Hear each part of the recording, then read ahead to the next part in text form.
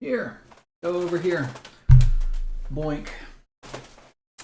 All right. So, Informal RPG Chat, Episode 2, Running Old School Games. So this is going to be based off of the blog post that I put together just recently called OSR Gaming Referee Agendas. Hi, welcome back. Oh my gosh, come here. Go over here in your little bed. Yeah.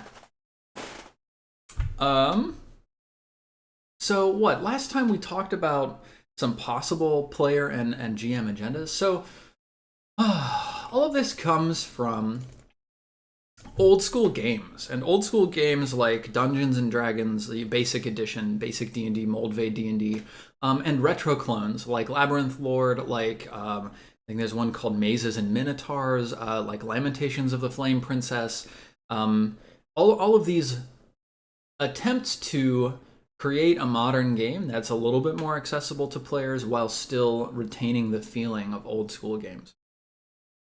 Last time we talked about like what made an OSR game and how the focus of an OSR game was really on creating a space, a void with the rules that can be filled by player creativity. And then we sort of brainstormed a little bit of what player and referee agendas there would be. Now, the critical difference between a number of modern indie games and old school Renaissance type retro clones is that modern indie games include a number of sort of unwritten rules for the referee and also for players as far as like how you should engage with the game. So for Apocalypse World, it's like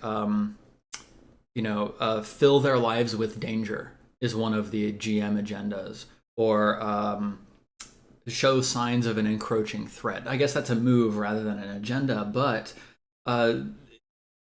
you can see how these are sort of rules that are sort of unwritten in older games and are still expected of the GM. Like the GM is still expected to do these things. It's not like they don't exist. It's just that the rule book doesn't really talk about them. The rule book really only presents the crunch-based rules that are used. I don't know. It's interesting that they don't. So last time we brainstormed a few of what those unwritten rules could be for both players and referees. If you're interested in the player side, you should go visit my blog. It's roll1d100.blogspot.com, and there's a link in chat. You type !blog. But today I wanted to talk about referee agendas and dig into what I wrote. So let's get started.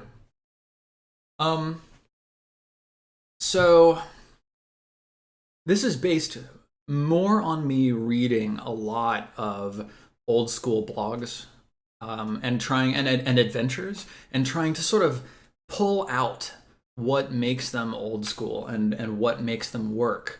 Because sometimes when I talk with people who are more into modern games or indie games or things like that, a couple of folks have said to me, and I think there was even a nice comment from a guy named Robert. I think I'm remembering his name right, on my last YouTube video, the last week's episode of this, where he was saying, "Don't you think this could be done better by a game that had more mechanics for it?"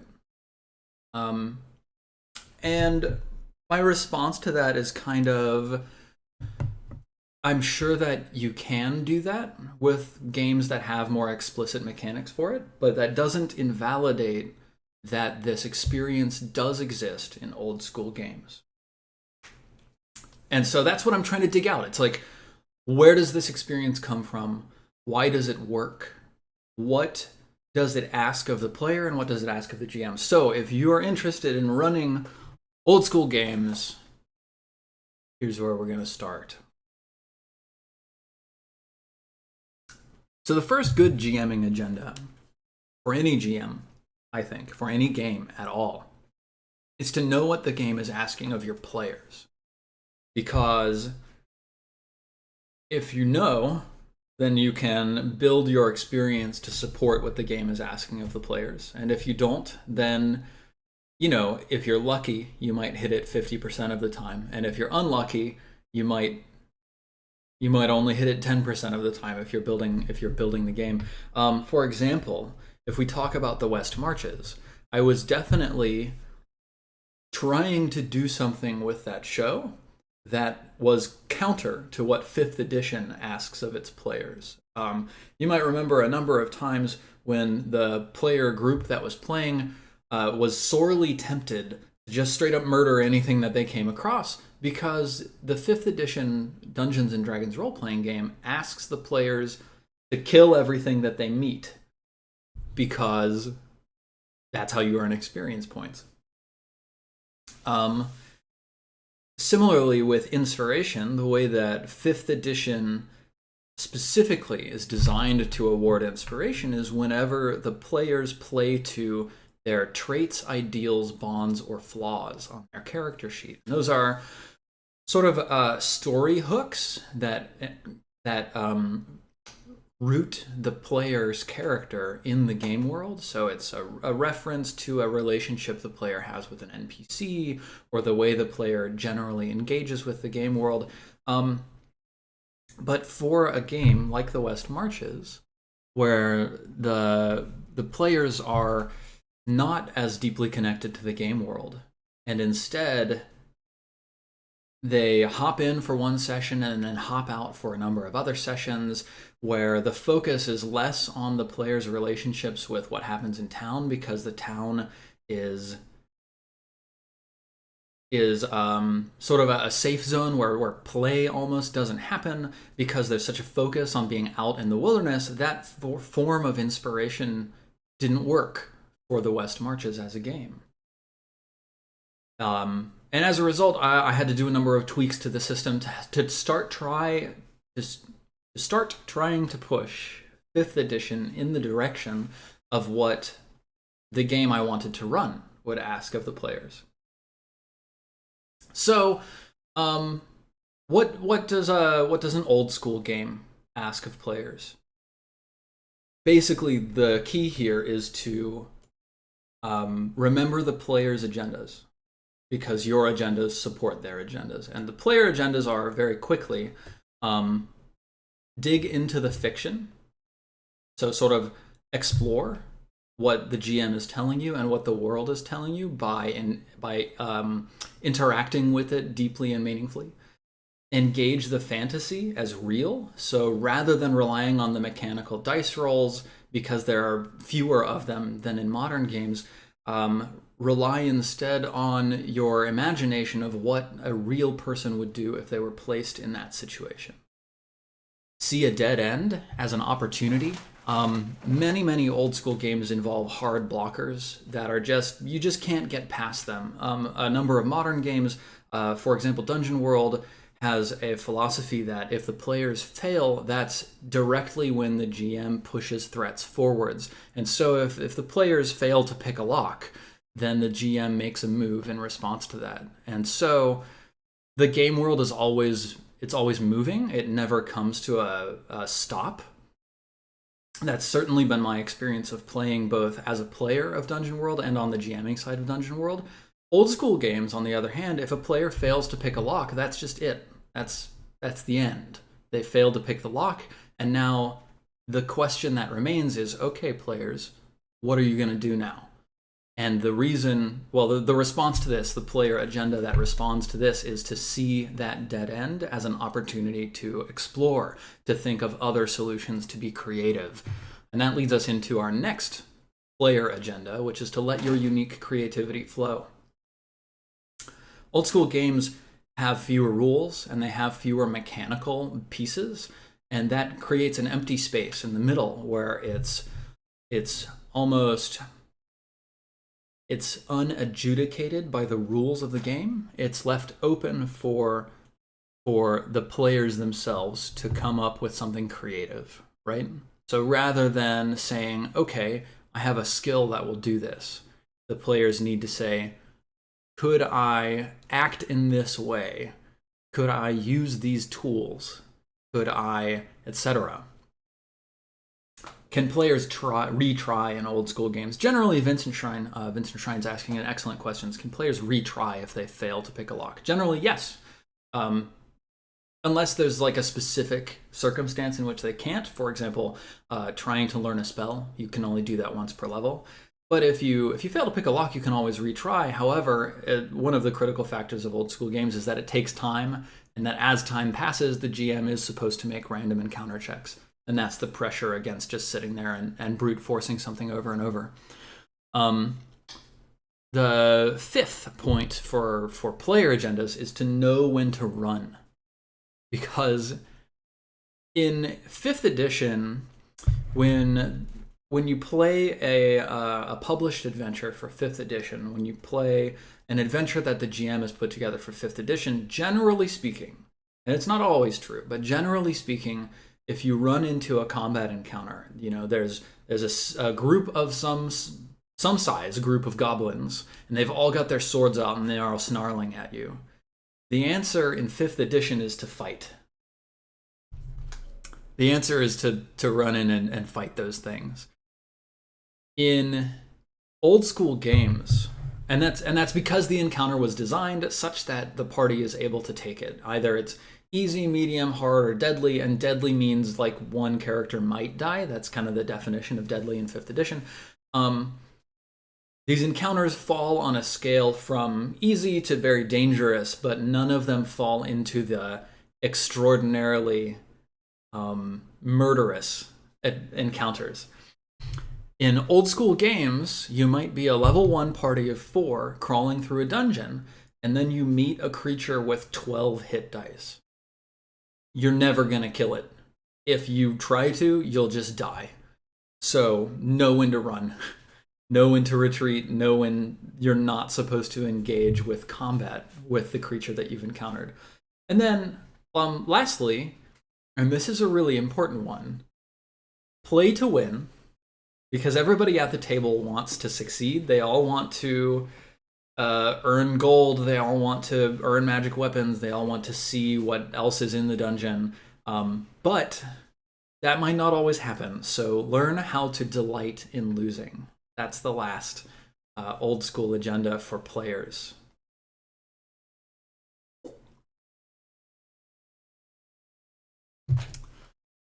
And this sort of comes from Dwarf Fortress, right? Losing is fun. So part of the referee's responsibility is to make losing fun, to say, yeah, you died, but you died because, a mummy sucked your soul out through your mouth, and then your body withered into a slime that then attacked the rest of the party. And you begin saying, oh my god, I died, but I died in this really fun, wacky, terrifying way. So learn to see the excitement in when you die, whether it's amazing and crazy or whether it's just disappointing, right? Groda90 just subscribed. Groda90. Thank you very much and welcome to GM Chat. High five. So those are the player agendas. So that's a fairly condensed list. But what about GMs? I don't know if they're necessarily in the right order, but I'm going to go through them in the order that I wrote them. The first one is to be fair to the players and fair to the game. A couple of old school games refer to the GM or the DM or the whatever that role is called, the MC. They refer to them as the referee. And I think that referee is a great word for our role at the table. Because when you're playing a sport and you have two opposed teams who are fighting against each other, the referee isn't one of those teams. He's not on the side of one of those teams. The referee is an impartial observer who is observing the two teams and making sure that the rules engage with both teams and both teams engage with the rules in a proper way. So the point here, the critical thing, is that even in old school games where when many people say that and they think, what is an old school game? They think an old school game is a DM who's opposed to the players and he's trying to kill them at every turn. And I think a lot of that comes from popular modules like Tomb of Horrors, which was explicitly designed as a high-level module that you run for your player characters who had gotten too powerful in order to just kill them off. So that one was explicitly designed antagonistically, but it ignores the massive body of previous published adventures that are not designed antagonistically. The referee is arbitrating an antagonistic relationship between the game world and the players. Those are the two teams. Your teams are the prep and the players. And then the referee's responsibility is to be open and honest and fair to both parties. So if the players are asking questions about the game world that their characters could reasonably know, the referee is fair. The referee answers those questions openly and honestly the way they were asked. Maybe the players ask the wrong questions, right? But that's on them, because it's a game about player creativity. But you're not there to pull one over on the players. You're there to push them into circumstances that require them to be creative. Tricky Dota, 11 months. Thank you very much for your support. Welcome back to GM Chad. Secondarily, and this applies to everyone, to every game in which there is a game master or a referee. If you're ever running a game, engage everyone at the table. So partly the reason that I included this is because it can be a little bit harder at times in old school games, because it's so focused on the conversation between a player and the game master. At times it can feel like one player is dominating the experience for now. They're the ones who are investigating this room. They're interrogating the fiction. They are talking about what their character is doing. So keep in mind, or keep an eye on that behavior. It's an easy thing to fall into, both for the GM and for the player. Just when a player says, I want to search this room, what's over here, what's over there, take some time, pause for a little bit, turn to one of your quieter players and say, all right, Nashako, who just subscribed for 11 months in a row, thank you very much. Welcome back to GM Chat. High five. Nashako is investigating this room. Tricky Dota, while Nashako is investigating this room, what are you doing? Are you standing around waiting? Because generally speaking, a search in an old school game takes 10 minutes. That's the assumption for old school D&D games. Searches take 10 minutes. So are you just watching as your companion explores this room? Do you have any resources that you want to bring to bear? Do you have any specific insight that you want to add? That sort of thing. And you can do this in your prep. Also, you can build parts of your game such that it engages the different players that you have. So, for example, an easy example from the roleplay group is Jeff, right? Jeff often feels like he chooses characters who engage in combat more readily. And when you're prepping your game, if you have a Jeff at your table, just make sure that you include some encounters that are meant for the Jeffs of your game to be able to fight, right? Now we get a little more specific to old school games, and to my opinion of what old school games are and how they work. So the third referee agenda, fourth, I guess, after knowing what the game asks of your players, be fair to the players, be fair to the game, engage everyone at the table, is paint your own dark reflection. So many old school adventures, many especially modern old school adventures. We have a kitten who's causing trouble. Many modern old school games and old school adventures pride themselves on twisting player expectations of Dungeons and Dragons and turning it in a weird direction.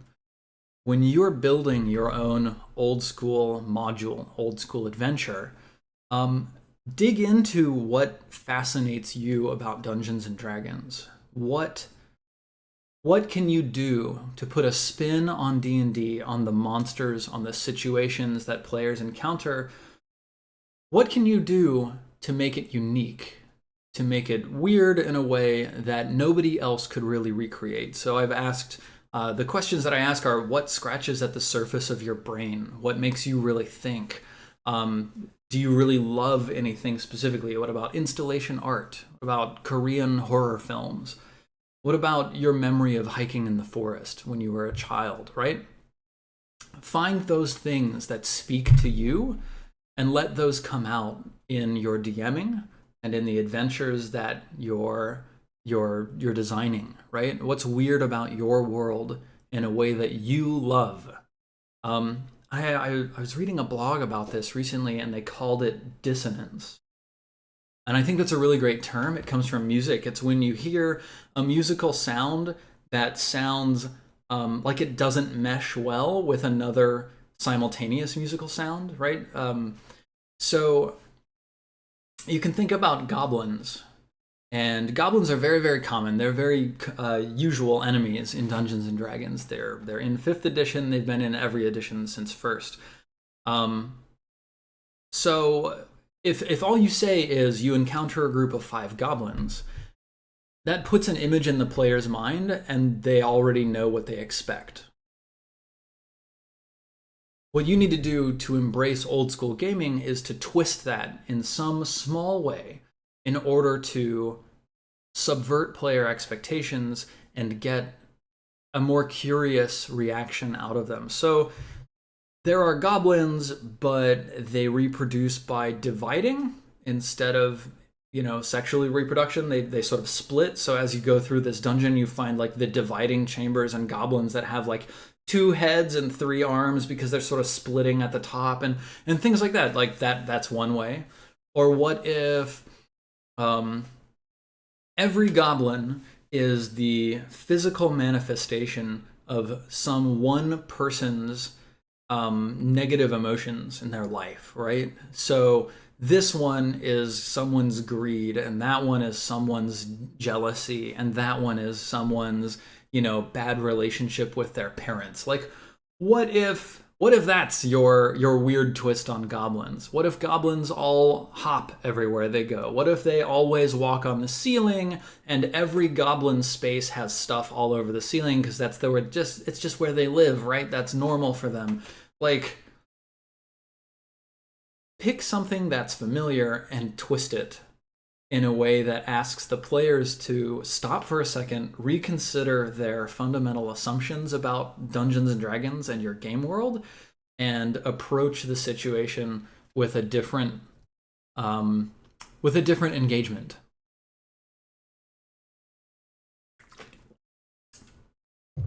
Michael Cody Duncan says, or every goblin is the manifestation of a child that died young.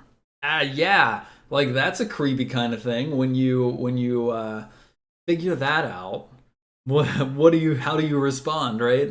That's fun. So the next agenda for old school gaming, old school Gaben. I wonder where my mind is today. The next agenda for old school gaming is to see your world as real in your mind's eye. And this means a lot of things. So let's break it down. First, it's when you think about a dungeon room, think of it as a real space, as a space that exists. You could teleport there if you had magical power, but you can't. So you're the one who can see it. And you have to envision it concretely enough in your mind's eye that if someone were there, they could actually interact with it in meaningful ways. So, what do you see when you're there? What do you hear, taste, smell, feel? What do you sense? Is gravity different? Like, is there some sort of like strong magnetic force that's pulling on some part of the character's gear, right?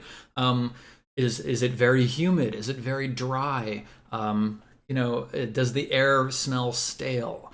Can you breathe easily, right? Like, these are all things that are important. And then going further,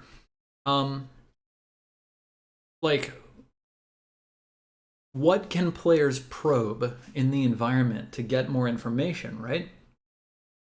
And the easiest way for you to be able to answer that is to see the world as real. So if you know that there's a statue in the corner of the room, and if the world is real, then you also know what's behind that statue. Maybe there's some sort of secret mechanism that you can turn to the right but not to the left, that sort of thing. When your players start engaging with the world, if you see the world as real, then you're able to tell them the actual reaction of the world to their engagement. And that's a really important thing for old school gaming. Vincent Shine asks, yeah, that's something I'm interested in. How detailed do you have to be in this? Do you spend hours for one dungeon and write all details in advance? Generally speaking, old school games do rely on more prep. They do than modern games like Dungeon World, Apocalypse World, powered by the Apocalypse games, are specifically trying to be low prep. Whereas old school games, they do require more prep, but it's about, and we'll get to this a little bit later, it's about knowing which details matter, right? So you don't need to describe the color of everything unless you really want to make certain things be memorable because of the color that they are, because color isn't necessarily something you can play with. It's not meaningful. But knowing what is gameable, what players can play with, that's what you want to make sure you know. We'll come back to that in just a moment. While you see the world as real in your mind's eye, there's another aspect of that, which is that, again, in contrast to 5th edition Dungeons & Dragons, in 5th edition, if you run into an encounter, it was built and balanced for you to be able to fight. It falls on that scale from easy to hard or easy to deadly, but it's still within those regions, generally speaking, 99% of cases. The way that I like to think about this is to ask this question. How many kobolds did the kobold commander send to destroy this village? In 5th edition, the answer is as many kobolds and in groups of a certain size that the players can fight it off. Right? You know, there's going to be there's background kobold fighting, but then the players encounter 4 fights of, 3 to 9 kobolds in escalating order, right? And it gets hard, but that's how many kobolds were sent. The number that the players have to fight for encounters. In old school games, the answer to the question, how many kobolds did the kobold commander send to destroy the village, is as many kobolds as it would realistically take to destroy the village. This village has been overrun by 300 kobolds. What do? Right? That's fun. And it requires a different response, right? In 5th edition, the response is fight those kobolds, fight that next group of kobolds, run to the square, fight the group of kobolds in the square, go to the church, fight the group of kobolds at the church. In an old school game, you say, oh god, we've snuck through the back alleyway, we're trying to get to the church because we really want to save the priest. How many kobolds are at the church? Well, you see 20 out front, and there's fires from the inside, and you hear the sounds of screaming, well, how do we solve this problem that we can't just run in and swing at?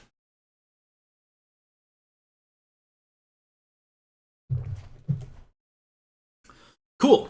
So that's see the world as real in terms not just of the details in the environment, but also in terms of the encounters that you've placed there. What's there? Why?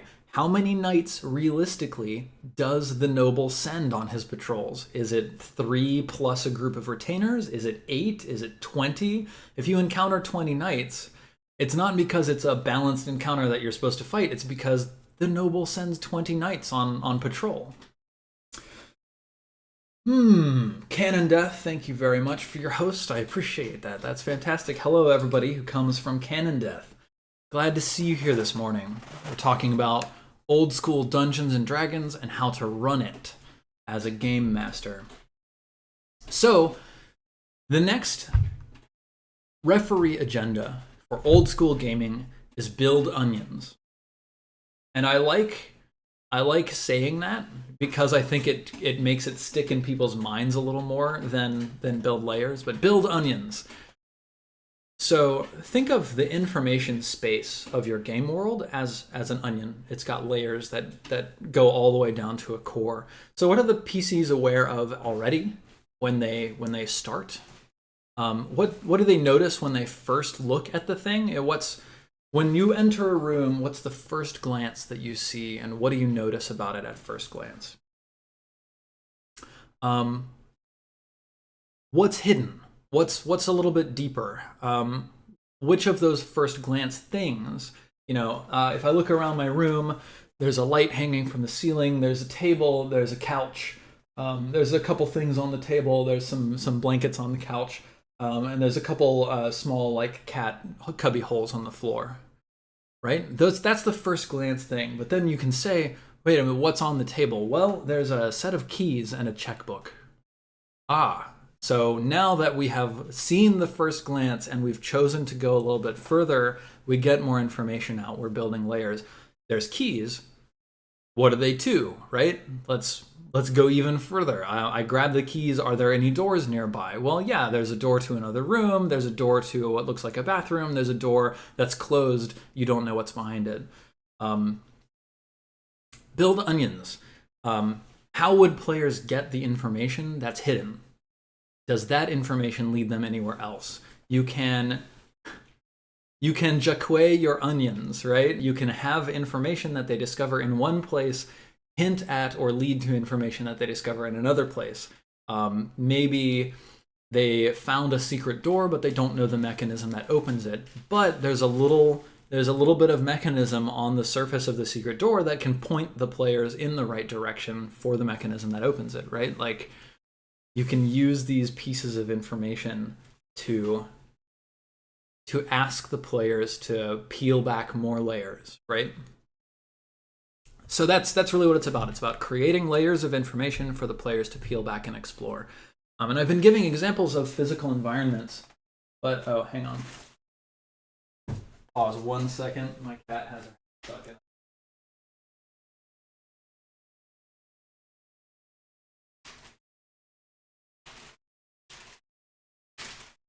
Good.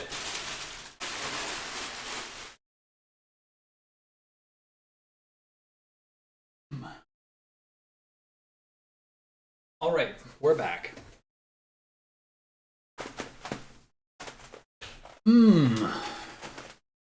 Garlic is better than onions. Interconnected, separate pockets, modular, and intensely flavored. Maybe it should be green onions because it's a bundle of little onions. Maybe. Battle Raven, you're absolutely right. Also, hi, Alexis is happy. All right, so yes, we're building onions, creating layers of information that the players can peel back and explore. I was talking about how I've specifically been making reference to to dungeon spaces, to physical locations, and the amount of information that's located there, how the players can uncover it, and where that information leads. But remember, you can do this not just with physical space, but you can do it with conceptual space or informational space. There's a village. It's got a couple of interconnected relationships. What does each of those relationships tell you about the others, right? Where does that information lead? How do the players extract that information from your village, and what can they do with it?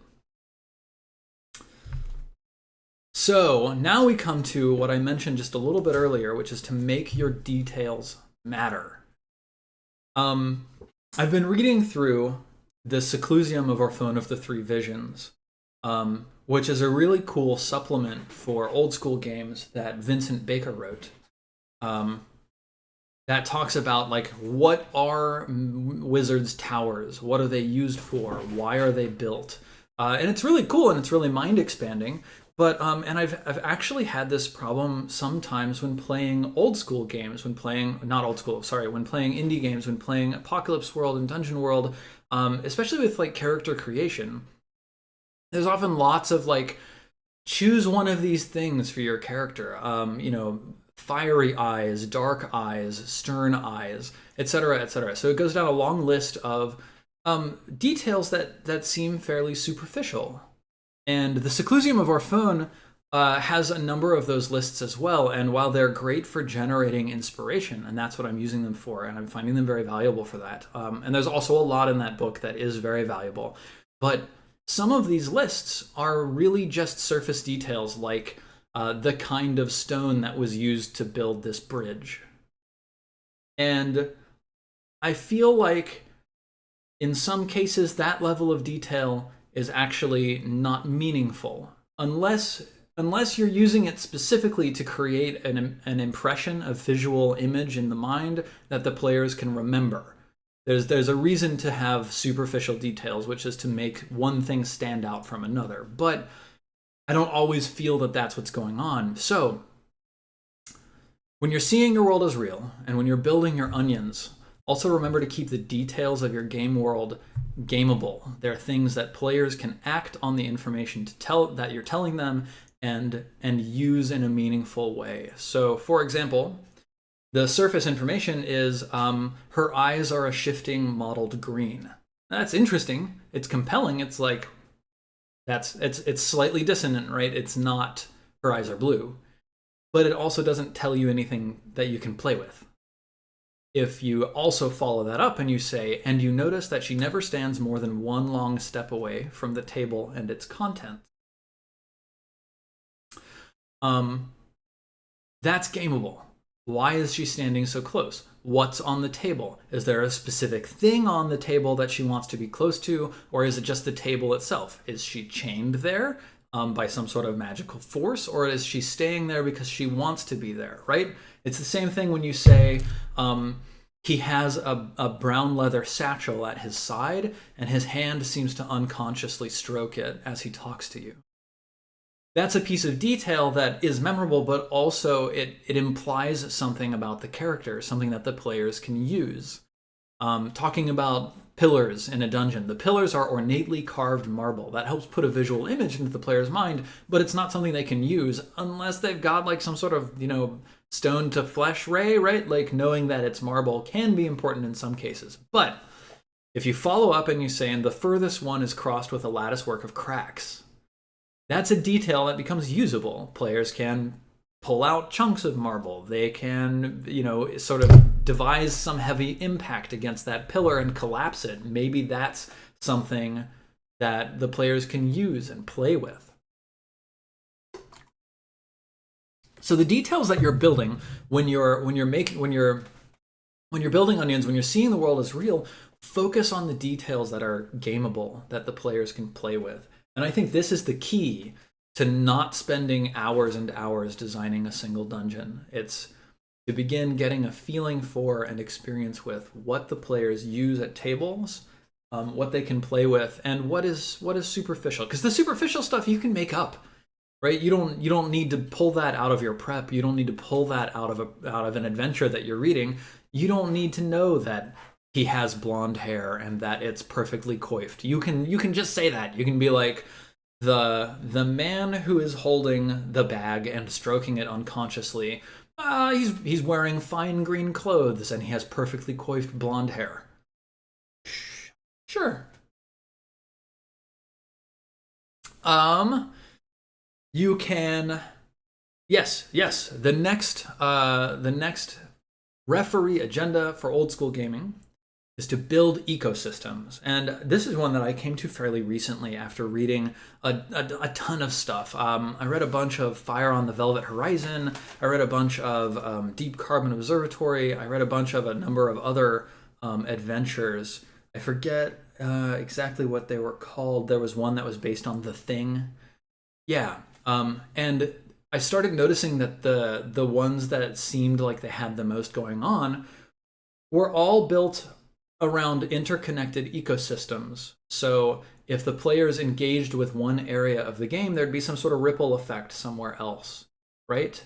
And I've been thinking in my head about this in terms of like, there's a goblin castle and there's 300 goblins in it, and how the hell are you going to get the golden falcon out of the goblin castle with 300 goblins, right? Like at first glance, you can't.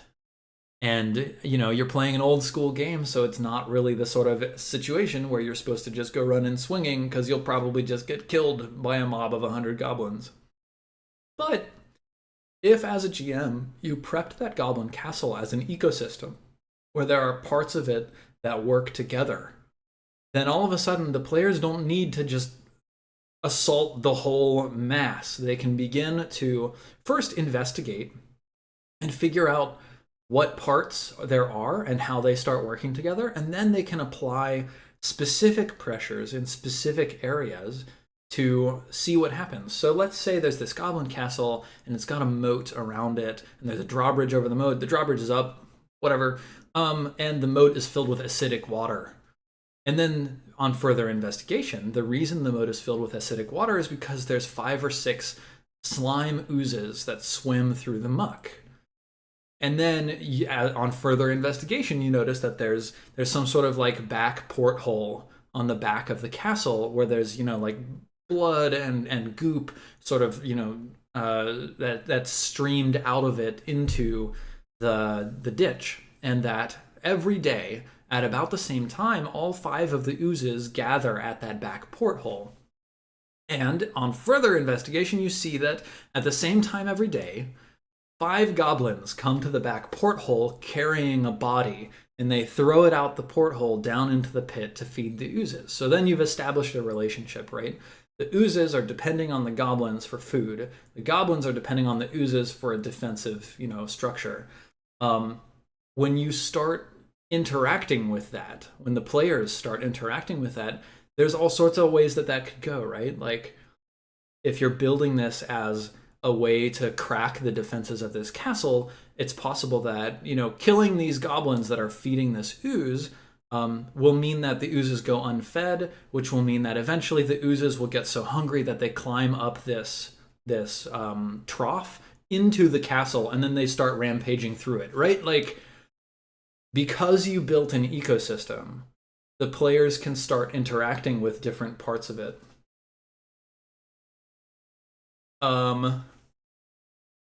So yeah, what else am I saying here? When you're thinking about ecosystems, what parts of your adventure, what parts of your world are used by other parts?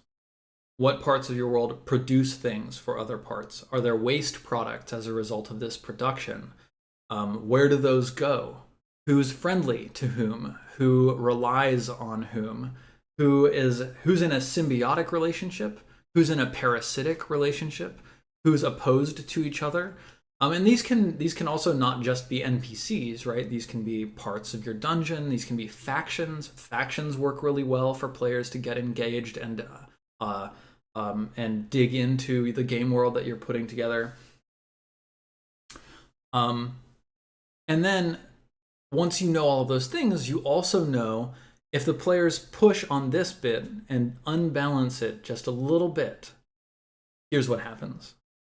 If the players take this piece and just remove it entirely, here's what happens. All of a sudden, knowing the way that your ecosystems work together mean that you know a lot of what happens when the players engage with your environment. So there's 4 more. Number 4, build challenges with answers. So if you built your adventure, make sure that when you put challenges in it, you know the answer to them. Either it's something that the players have as a default on their character sheet. Like, in this room, there's 3 goblins and they're gambling and they're sitting on the ceiling, right? That's something that the players can just fight. They can just get into it and they can just straight up murder hobo the goblins. No problem.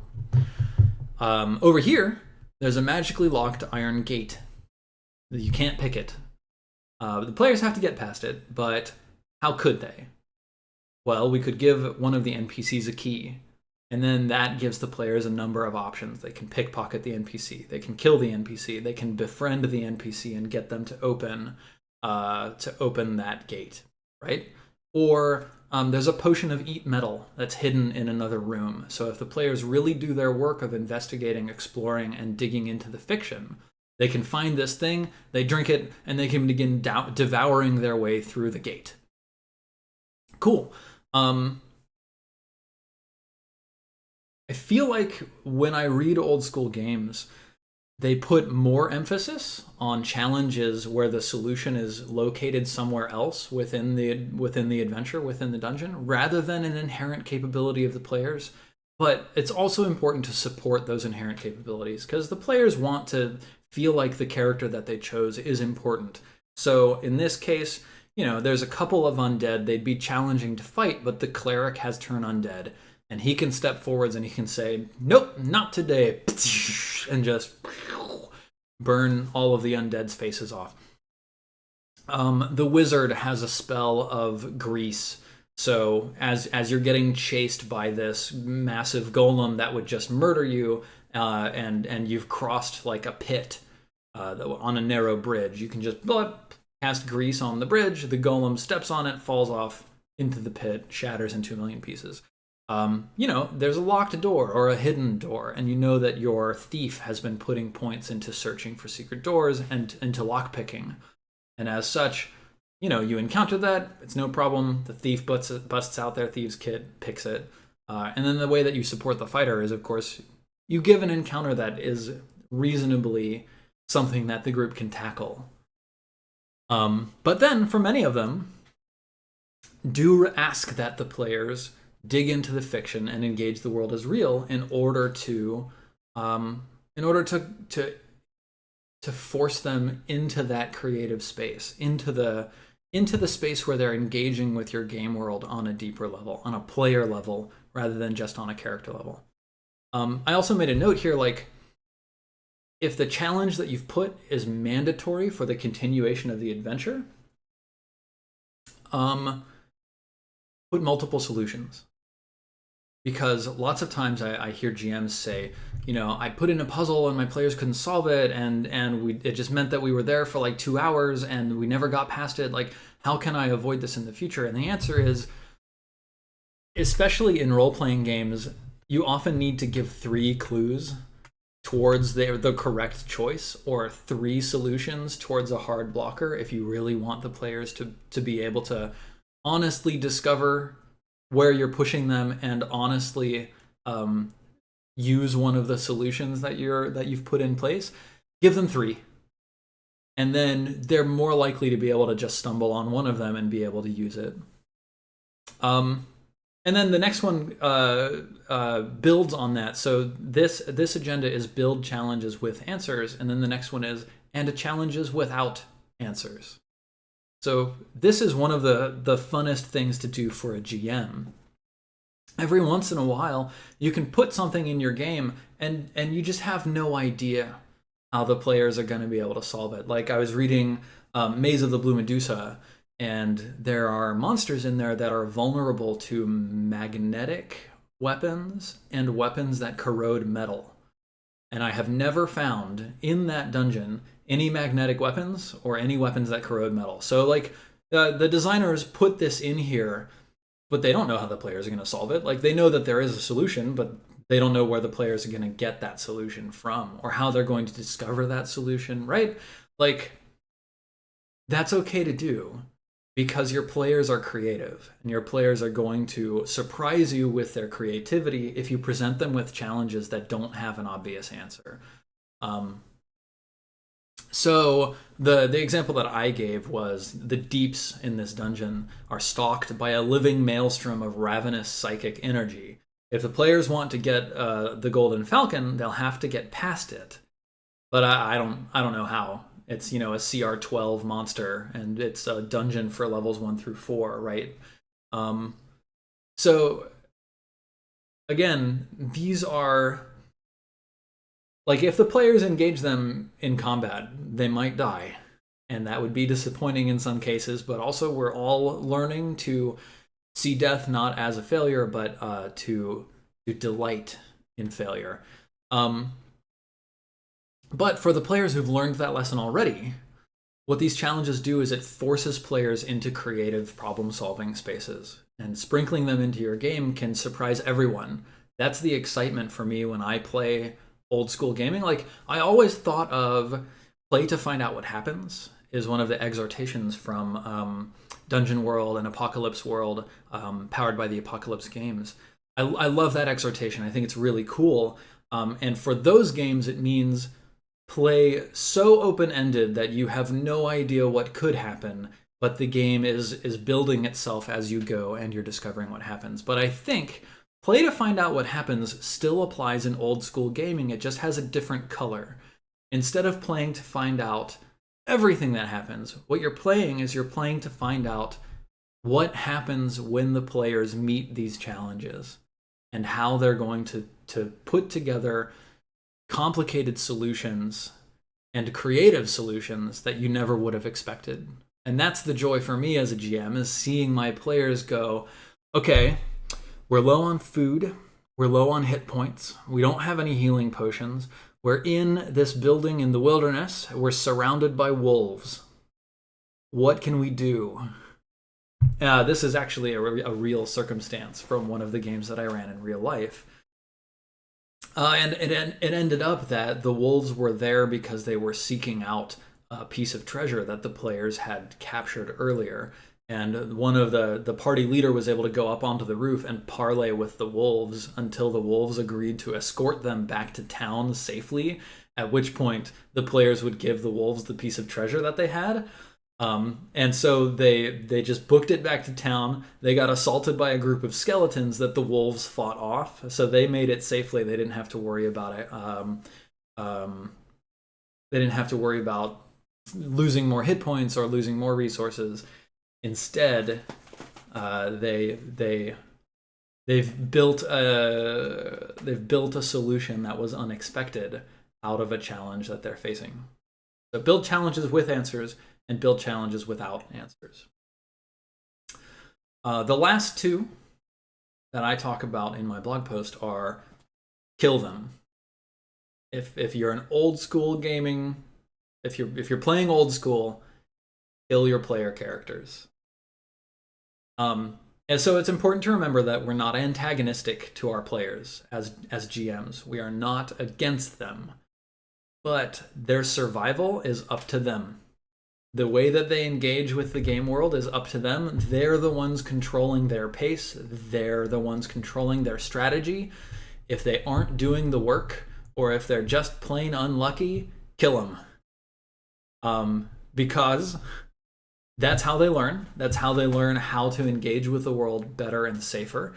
And also, even if you don't actually want those characters to be gone, I'm sure you've got some weird cleric who's in need of some hazard work up your sleeve. Like, you can always offer them ways to come back if you've killed them. Yeah, Three Lip says, let them lay in the bed they made, both with their failures and with their successes. So like the last referee agenda here is make them stronger. So every once in a while, even if it's just to see them freak out about it and be uncertain and be wary and cautious and freak out, every once in a while give them exactly what they want, no strings attached. You come into a room and there's a pedestal in the center of it with a golden globe resting on it. Looks like it's worth about 5,000 gold pieces. Okay, what do we do? And you're sitting there just kind of laughing to yourself, like, just grab it. It's not a trap.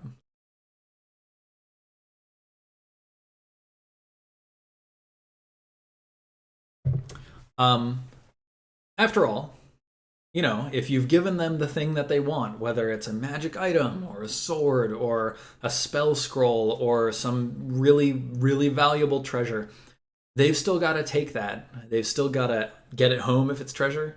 They've still got to figure out how to use it if it's a weapon or a magic item or something like that.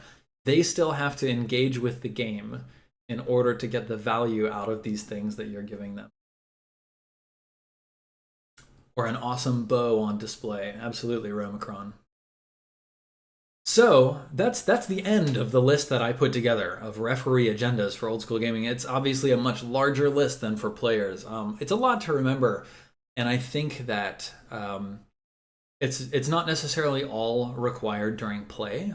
Some of it is what you pay attention to during prep. Some of it is what you pay attention to during play, and that helps sort of lessen the blow of having to consider all of these things. What about you all? Do you think there's anything that I've missed?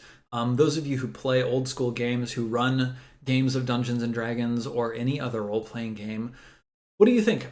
Give me your comments, give me your thoughts, and let's open up to like Q&A time now. I'll probably do that for another 15-20 minutes, depending on how many questions that we have in chat. So if you have any questions about what I've been talking about today, and how to run games in an old school style, please let me know. How's everybody doing? Valask asks, is that what you did with leprosy? Give me a little bit more context for your question. Is what I did with leprosy? I remember the incident, the leprosy incident.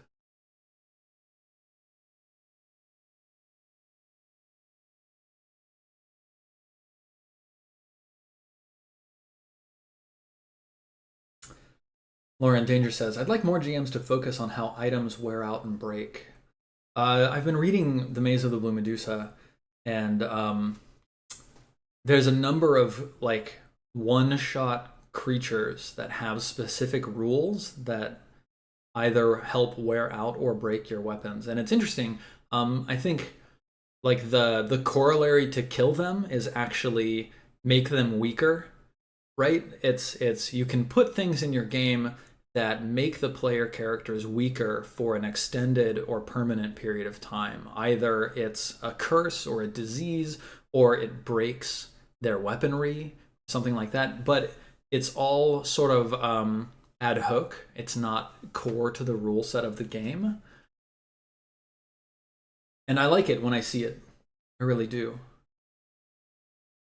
Do I think that OSR is setting agnostic? Like, does it work equally well with high and low fantasy, sci-fi, etc.? So, Stars Without Number is an old school game, definitely. Like, so with some small tweaks to put the old school game in the sci-fi setting, Stars Without Number worked fantastically well, Mareg. So I certainly think that it can. I don't think that I would take Lamentations of the Flame Princess and run that in sci-fi. I think that would be a challenge in some ways. Grimhawk Gaming asks, how much freedom would you give to characters on breaking game mechanics or rules to make unique, creative characters? Personally, I don't think I would let them break game mechanics or rules in a fundamental way to make interesting characters. I think I'd have to know a little bit more about the specific request or the specific situation to be able to know how I would respond to it. But I think a lot of what the players encounter either breaks the rules or is something that they can use to break the rules, sort of in a limited or one-shot capacity. And I think that's a really fun thing to do with old school games. Log the Frog says, I know my players really well, and I know they're going to try to solve problems with brute force. How do I try to get them away from that? Or do I just give them harder things to break through? Log the Frog, you're forgetting the second to last player agenda. Kill them. Give them things they cannot break through with brute force. Just kill them. Just say, you know, this lich that you've run into in this room of the dungeon, he's got, 17 hit dice and an AC of 18, and he can dissolve you with a touch and all sorts of things. And then your players say, well, we're going to fight him. And then they run into him and he touches them and they dissolve without a save. And then they say, oh, what? So, like, this can be a little dangerous, right? Because if your players are used to playing in a certain style and they don't realize that you're pushing in this other direction, they will be cranky about it. But if you're making it clear that you're playing an old school game, and if they are familiar with the player agendas for old school gaming, which are on my blog and you should definitely read, if they're familiar with the player agendas of old school gaming, running into something that they can't brute force is a request for them to become more creative in their problem solving. And if they try to brute force it, that's when you kill them. That's when you do.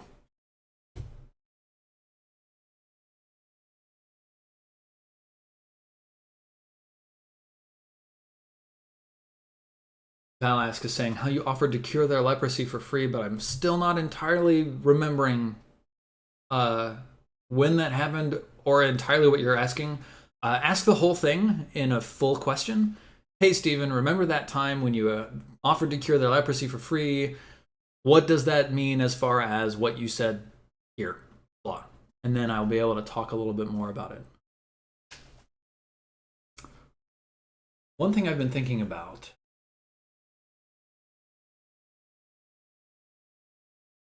Yeah, Curious Epic is saying, one thing I've been thinking about re-OSR is how to reconcile the awesome aspects of having a set map, the players creating their own map, and the fun that could ensue when they diverge with the crunchiness and slog of tracking that stuff. So one thing that you can do is if you create a set map, like generally speaking in the OSR, because you're seeing your world as real and you're aware of the meaningful details in the world, the space of the dungeon is meaningful and you need to know it.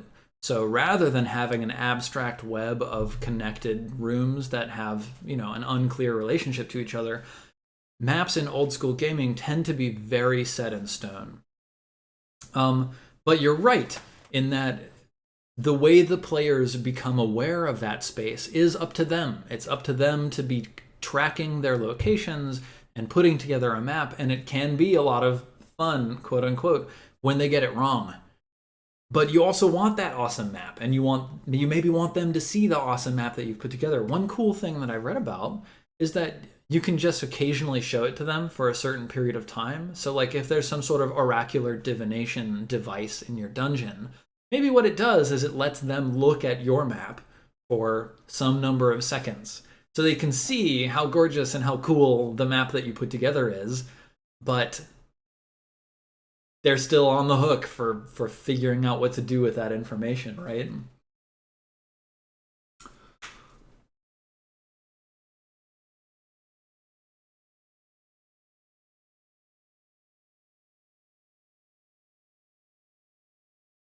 Lauren Danger is asking, would it be useful to have a chart or random check at the end of an adventure, such as a shield useless, or armor needs repair, or lantern cracked?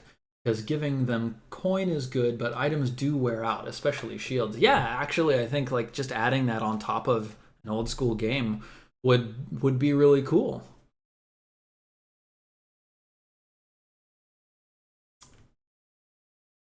Squeegee44. Squeegee44 is asking the quintessential question for OSR gaming, and I really want to answer it, so here we go. Squeegee44, thank you for asking this. Where do you draw the line between realism, aka 300 kobolds attacked, and catering to the players, aka there are small packs of kobolds to fight? Does creating a more deadly and realistic setting sacrifice fun? I'd say OSR says the fun is in players figuring out how to creatively solve the problem of 300 kobolds, and modern 5th edition certainly is saying fun is in the players feeling powerful and conquering challenges that are appropriate for them. Right? It's not that one is fun and that the other is not. That's not the truth. The truth is that there's two different kinds of fun. And we can kind of compare them to 5th edition is Call of Duty, the single player campaign, right? 5th edition is Call of Duty. Every challenge that you get into feels epic and you're fighting and it feels like you're just barely scraping by, but really it's pretty cinematically controlled, right? It's carefully constructed for you to engage with. Old school is Dark Souls. This challenge is hard. It's not obvious how to solve it, and if you just run in, you're probably just going to die. But with time, patience, investigation, and cleverly using the resources that you have, you will conquer it, right? So it's two different kinds of fun, and if you want to play the old school kind of fun, you need to force players into those situations where there are lots of wrong answers that will get them killed, because that's the only way they're going to begin thinking outside of that box.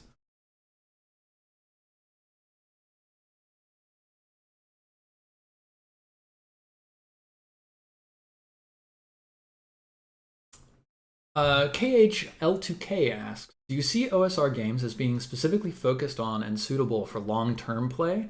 Or are there specific games, modules, etc. that you think are suitable for one or two shots? I actually think that OSR games are definitely suitable for small gaming sessions where you bring just like one published adventure, you just play through that for 4 or 5 sessions or however many, right? And then you're done. It does require that your players are a little more familiar with the player agendas for old school gaming, because if your players are not, then the first thing that they're going to do is they're going to try to play it like modern D&D, and they're going to run into everything and they're going to die, and that's not going to feel fun. And then it takes a little while to reset the mindset. And then the next time that they play, they're going to say, wait, hang on. We fought 8 goblins before and we all got murdered. So let's not go running into this room where there are 8 goblins. Let's see if there's anything else that we can do to pick this encounter apart, right? So yeah, absolutely. I think it can be valuable for 1 or 2 shots.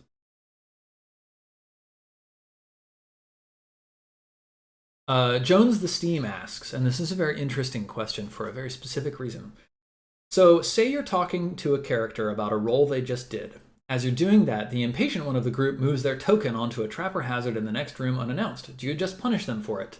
So there's 2 parts to that question. One is that you're talking about it as a board game with tokens and a roll that the previous player just did. So in old school games, pull that apart. It's not a token.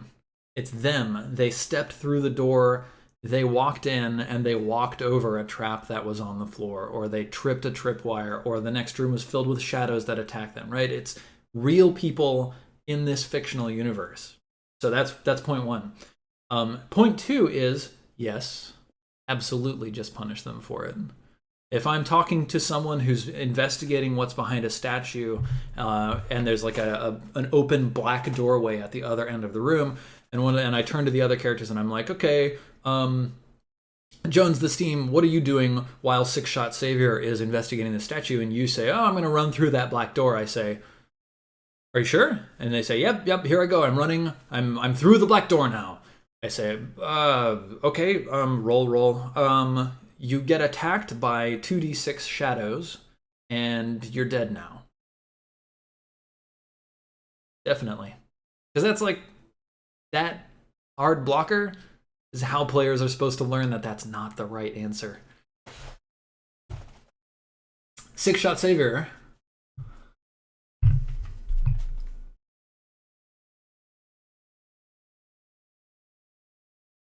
I don't see a question in what you're saying, but I like what you're saying anyway, so I'm going to read it out. Hi, Steven.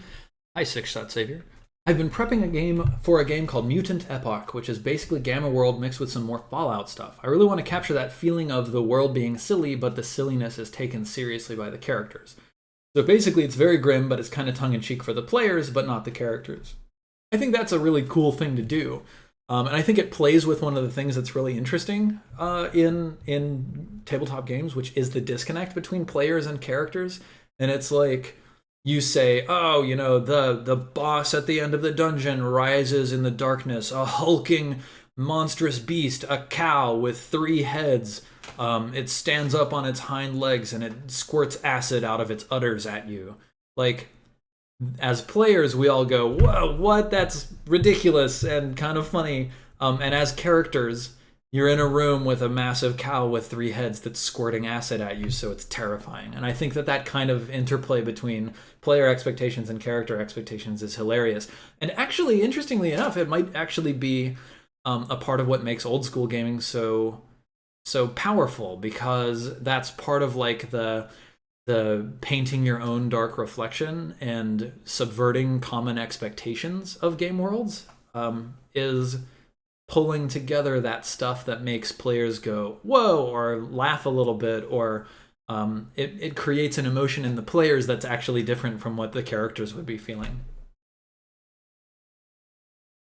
What are the differences, asks Valask, between old school games and more modern games when it comes to dealing with PvP? My brothers do it pretty much every campaign. If we're talking about games on the Dungeons and Dragons spectrum, I don't actually think there are very many differences. Like, it's a bit of a challenge because in old school games, like, the fighter is good at fighting, and he's basically the only one who's good at fighting, and nobody else gets better at it. Or, they get better, but only very minimally, right? Like, that's the sort of mindset of old school gaming. The thief might be good at backstabbing or assassinating, and then it's less like a fight that feels fair and more like maybe one of your players just murders the other one. I feel like that's really tricky because I feel like in modern games like 5th edition, where all of the player characters have a similar power level and a similar ability to bring their abilities, their capabilities to bear in combat. In old school games, your characters are a really weird conglomeration of the items that they have on them and their innate character abilities, which may not at all be related to fighting. I think it might feel pretty unfair. So that's challenging.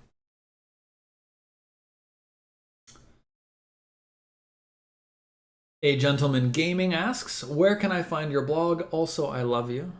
Thank you, A Gentleman Gaming. And you can find my blog by typing !blog, which I see you did just slightly down there. Good job.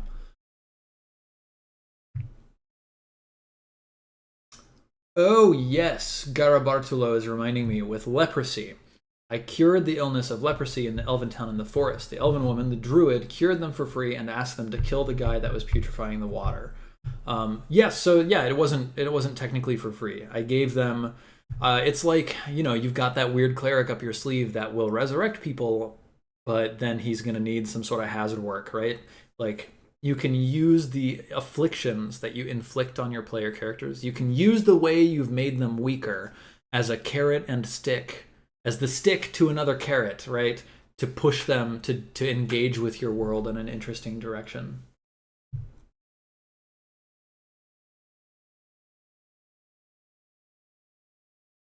Leafington is actually asking, I'm not sure if I agree with the non-scaling of OSR on longer campaign stuff. For single adventures, it's fine, but once you're 10 levels higher, all the threats of the early levels are completely trivial. It clashes with the ecologies of the world. Where were the big threats when you were out fighting kobolds? Why are the kobolds now no longer a threat? Surely they still menace the country folk. So Leafington, what I'm seeing when I read OSR adventures is that for a complex dungeon that you're expecting your players to go into, it's often a dungeon for levels 1 through 10, right? And like if you're at the level 1 end, there are a couple of fights that you can take, but most of them you can't. And most of your time is spent scrounging or negotiating or trying to like trick your way into places and then get out with a little bit of treasure. When you're level 10, you have lots of like encounters that kind of don't matter to you too much. You can kind of just dispatch with them with no real problem. They're more just like a slight constant drain on your resources. But then what you're doing at level 10 is you're no longer just trying to steal like a little bit of gold from the bottom of a fountain. Now you're in there and you're trying to find the Medusa. You're trying to find the liches that everybody's talking about. You're trying to free the people who've been captured in the dungeon. You're tackling these big, serious threats that you couldn't have when you were much younger. So in an old school game, because you've built these challenges that have answers, these challenges that don't have answers, you've put in things that you don't expect players to be able to kill. You've put in things that you expect them to need to either avoid or be clever about. The dungeon ecosystem becomes much more rich and much more complex and something that you can engage with across a much larger scale of levels. I hope that answers your question just a little bit. How would your design goals, Matsunossi asks, how would your design goals for the West Marches hold up if you ran it with an OSR rule set? The West Marches was explicitly, and I will say this completely plainly, it was explicitly an attempt to create an old school feeling within the 5th edition rule set. And it was interesting to see how those things were at odds with each other.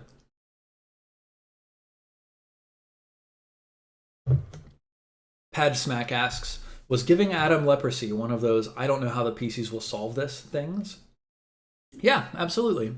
Like, it's easy enough for me to put something in the world that can solve leprosy, but it was like, they don't know about it yet. I don't know what they'll do.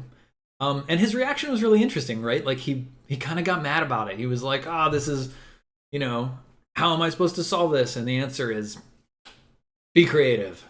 Think of things, explore, send your characters on do the investigation as your character to try and find an answer to the problem that's now facing you, right?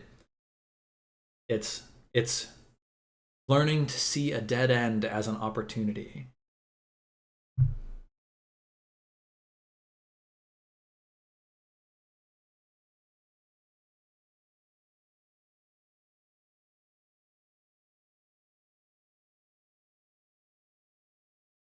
What are your general thoughts on creating a habitat and the ecosystem of that habitat? Asks EK Tenacious. I'm not entirely sure what you mean by a habitat, but I'm going to try my best to answer the question anyway. I think the important thing is to know what the relationships are between parts of your game world. So you've got, let's think about this slime ooze thing. You've got these slimes and they're in this ditch and the ditch is acidic. And maybe a nearby town comes to the ditch to wash the iron ore that they've dug up from a mine nearby in the slime to acidically treat the iron. And that's really valuable to them. So that's sort of a parasitic relationship, because that town, they hate the goblins because the goblins occasionally shoot arrows at the villagers who are trying to acidically treat the iron that they've got. But they really need the slimes. So it's they're symbiotic with the slimes. Maybe they even feed the slimes a little bit on the sly to keep the slimes at peace, right? So all of a sudden it's when the players find that out, they have another sort of angle that they can take to approach this problem of slimes and goblins and whatever. They've got, okay, there's a village here. They don't like the goblins. They do like the slimes. What can we do with that information? Maybe there's someone there who can give us help, right? Knowing more about the ways the parts of your world piece together and give the players answers that they wouldn't have thought of, ways of being creative that they wouldn't have thought of.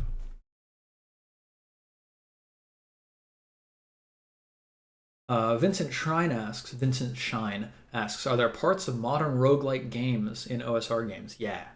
Something like, if you do this on this run, you get this help or additional option the next time you try. Would this work with OSR? Actually, the dungeon that I'm reading right now, the Maze of the Blue Medusa, explicitly says, the first time the players are here, if they do these things, the dungeon reacts in these ways. It's getting harder rather than getting easier, but yes, absolutely. King of Sloth asks, how do you feel about evolving landscapes, like a party clears a forest of goblins early on in a campaign and other or stronger monsters fill that void in territory later on? I love it. I think I would point out once again that when the players go into that forest the first time, it's not like the owlbears don't exist. The owlbears do exist, and the players can run into them. They can get killed by them if they're not careful. But at low level, what the players are caring about are the goblins. That's what they're trying to deal with. So then you remove the goblins, but because you know about an ecosystem of this dungeon, which is the forest, you know how the forest responds to the lack of the goblins. Maybe the goblins were chopping down and feasting on a fungus that grows in a specific vale in the forest, and now that they're gone, this fungus has overrun this huge part of the forest, and now there are fungal infected owlbears that are wandering around, right? I think that knowing your game world as an ecosystem allows you to create evolving landscapes. I think it's a really important part of OSR games.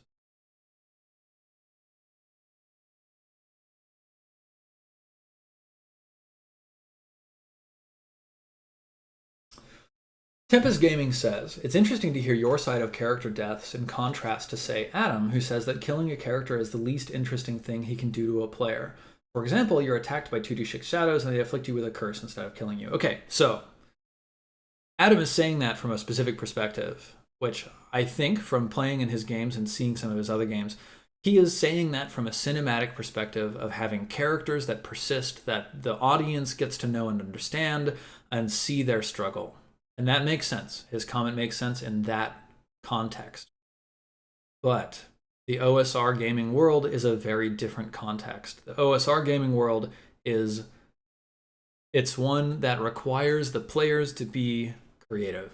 One that requires the players to come in contact with problems that are nearly insurmountable and surmount them in some surprising and unexpected way. And the penalty for not learning to do that is character death. Because there's two penalties, right? There's penalty one is I make your character weaker.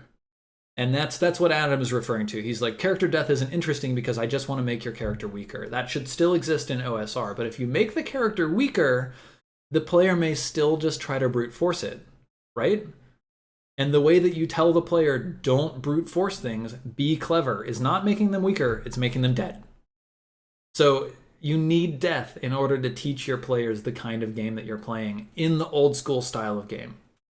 I think it's just two very different settings and two different philosophies, and neither of them is wrong and neither of them is right. It's just two very different experiences. Remember, Call of Duty versus Dark Souls. Both of them are great, really wonderful games that sell buckets. Very different types of games.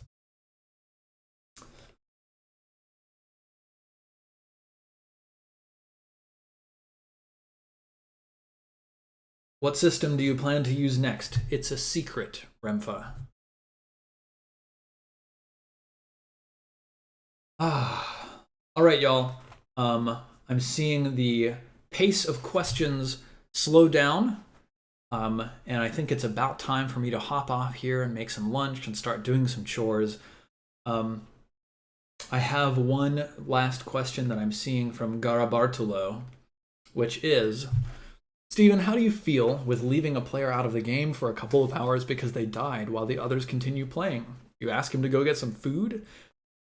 Sure. The way that I would respond to that is generally in OSR games, there's not just the player characters who are in the dungeon together. Usually it's a collection of player characters plus allied NPCs plus hirelings that the players have purchased as tools, right? So like when one of the player characters dies, maybe that player just takes over one of the hirelings and keeps playing.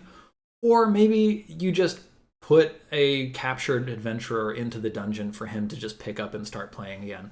I like to give my players ways to get back into the game as quickly as possible because I know that it's no fun to go for an evening of D&D, die in the first 20 minutes, and then twiddle your thumbs for 3 hours. Like, that's not great. Nobody likes that.